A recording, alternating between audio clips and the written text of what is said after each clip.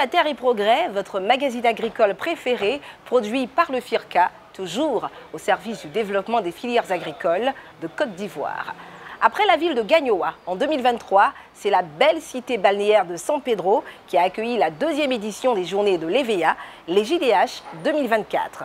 Conjointement organisés par le FIRCA et la Promac, les JDH 2024 qui se sont tenus du 18 au 20 décembre ont permis de faire le bilan des activités de l'assistance technique aux planteurs, mais aussi de passer en revue le cahier de charges pour mieux répondre aux attentes de la filière évéicole.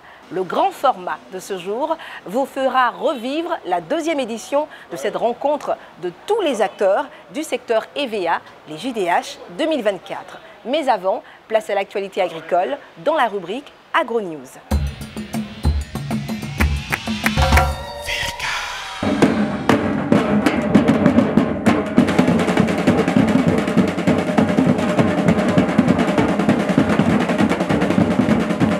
Les 17 et 18 janvier 2025, le Parc des Expositions d'Abidjan a abrité la première édition des Journées nationales du producteur de coton et de l'anacarde, JNPCA, placée sous le thème « Valoriser durablement le potentiel des filières coton et anacarde pour des producteurs prospères » et présidée par le vice-président de la République, son Excellence M. Timoko Meile Kone, qui a procédé à son ouverture officielle.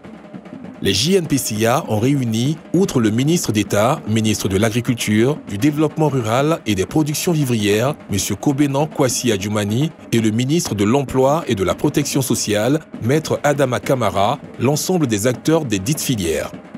Au JNPCA 2025, le FIRCA, sponsor de cet important événement, était représenté par le président du conseil d'administration, M. Ungetia Assouman, Dr Takle Mamadou, directeur du département culture annuelle et ressources animales, et M.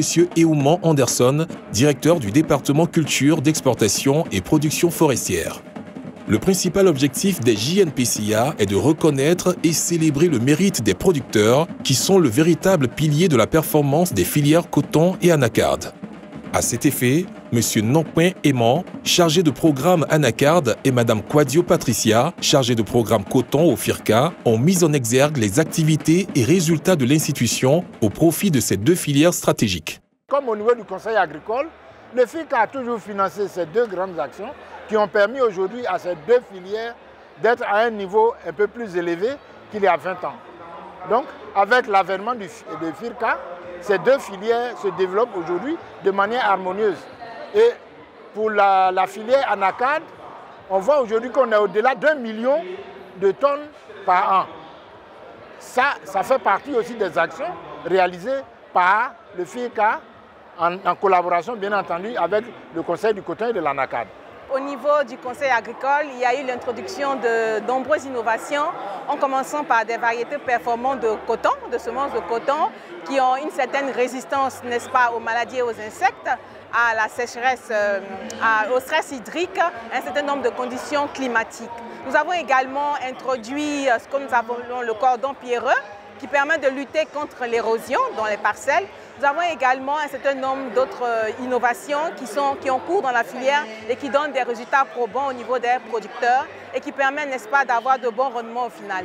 Durant la cérémonie d'ouverture, le ministre d'État, au nom du vice-président, a annoncé que le prix minimum Borchamp de la noix de cajou, bien séchée et bien triée, est désormais fixé à 425 francs CFA par kilogramme pour la campagne 2025, contre 275 francs CFA lors de la campagne précédente.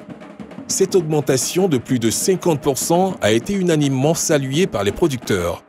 Une visite guidée des stands d'exposition des filières coton et anacarde par le vice-président de la République a mis un terme à la première journée. La deuxième journée a été dédiée à la poursuite des expositions pour le grand plaisir des visiteurs, venus très nombreux.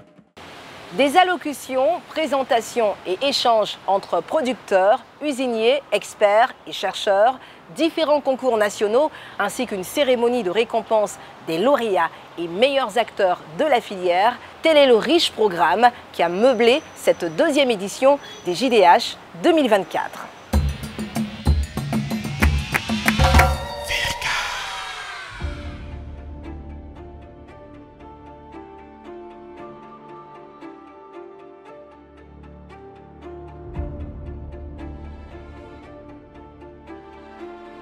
Mercredi 18, jeudi 19 et vendredi 20 décembre 2024. 3 jours intenses de rencontres et d'échanges stratégiques sur l'EVA.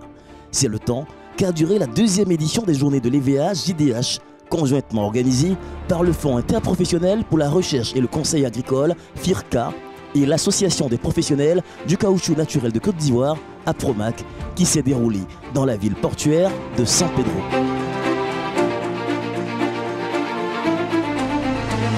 La première journée des JDH a été consacrée au bilan de l'encadrement technique présenté par le cabinet Agribusiness Consulting et à la révision du cahier des charges à l'hôtel Denis-Plage. En présence de responsables du FICA et de la PROMAC, cette journée a été l'occasion de faire le bilan des activités de l'assistance technique aux planteurs mises en œuvre en 2024. Elle a également servi au passage en revue des lignes du cahier de charges afin de mieux l'adapter aux réalités de la filière.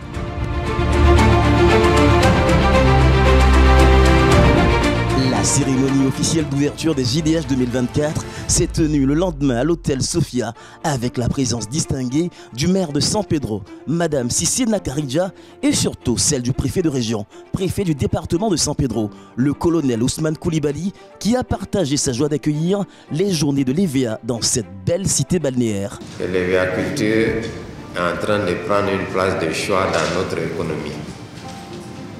Et avoir choisi la région de San Pedro n'est pas vraiment un fait fortuit parce que nous tenons vraiment une place de choix aussi à l'EVA-culture dans notre région. Monsieur Anderson Eouman, directeur du département culture d'exploitation et production forestière, représentant le directeur exécutif du FIRCA, a salué la présence des illustres autorités à cet important événement. Il a également rendu un vibrant hommage au président du conseil d'administration de la PROMAC pour son engagement marqué en faveur du développement durable du secteur évéicole ivoirien. Je voudrais tout particulièrement saluer la présence des autorités préfectorales avec à leur tête le préfet des régions, préfet du département de San Pedro. Je voudrais également adresser mes remerciements au président de la PROMAC, M. Charles-Emmanuel Yassé, dont la présence rehausse une fois encore ce forum qui permet de réunir en fin d'année l'ensemble des acteurs de la filière EVA. Nous saluons votre leadership à la tête de la PROMAC et tous les projets que vous entreprenez pour le bonheur des évéaculteurs, notamment la labellisation du caoutchouc ivoirien que vous avez initiée, ainsi que la mise en place d'une école des métiers de l'EVA. À sa suite, le président de la PROMAC, M. Charles-Emmanuel Yassé, a relevé la mobilisation exceptionnelle de l'ensemble des forces vives de la filière EVA, tutelles, acteurs et partenaires, tant pour l'organisation que pour la tenue de cette 2e édition des journées de l'EVA JDH 2024 qui se veut une réussite. J'aimerais exprimer ma satisfaction et celle de la PROMAC au regard de la participation active de toutes les forces vives de la filière pour cette 2e édition. Distingués auditoires, nous restons convaincus qu'avec les efforts conjugués de toutes les parties, collège de la PROMAC, producteurs et transformateurs, prestataires de services, partenaires techniques et financiers, l'État, le pari de perfectionnement de l'expertise évéicole en Côte d'Ivoire sera une franche réussite. Au cours de cette journée, les participants ont assisté à plusieurs présentations animées par les experts de la direction des opérations techniques de la PROMAC, les présidents des différentes commissions de l'association, les chercheurs des institutions nationales de recherche agronomique, CNRA et UGILOG, et le directeur pays adjoint de CARE International.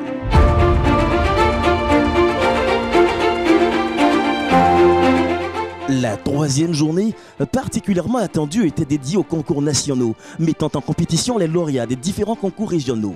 La présence effective du préfet de la région du Boclé, préfet du département de Sassandra, a rehaussé l'éclat de l'événement.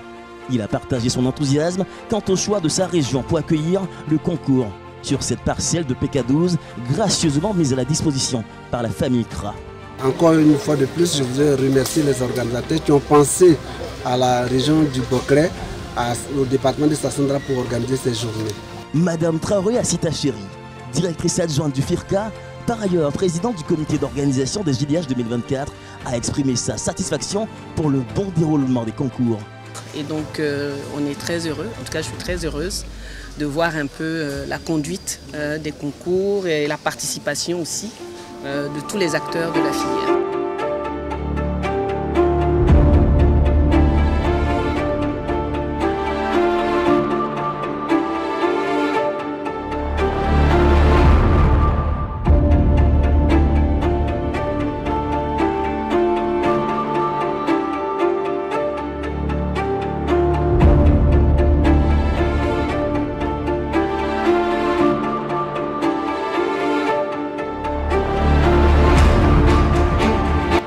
Mis en compétition les meilleurs seigneurs femmes et hommes, contrôleurs de saignée, moniteurs, régisseurs, groupes de vulgarisation, secteurs, etc.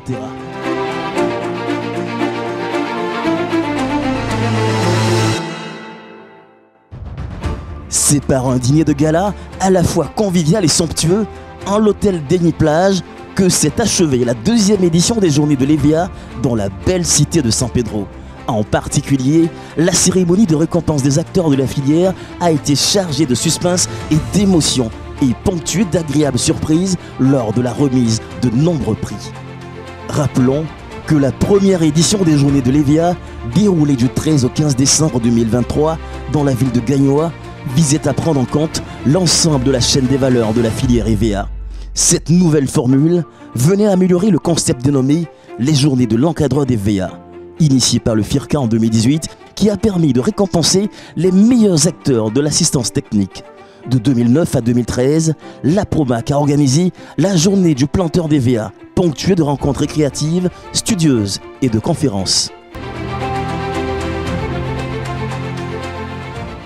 Les JDH 2024, organisés conjointement par le FIRCA et la Promac, ont été un franc succès. Rendez-vous est donc déjà pris pour la prochaine édition des Journées de l'EVA. Terre et Progrès, c'est fini pour aujourd'hui. Vous pouvez revoir ce programme sur nos différents réseaux sociaux en tapant le FIRCA, le tout attaché. À bientôt pour un autre numéro de Terre et Progrès.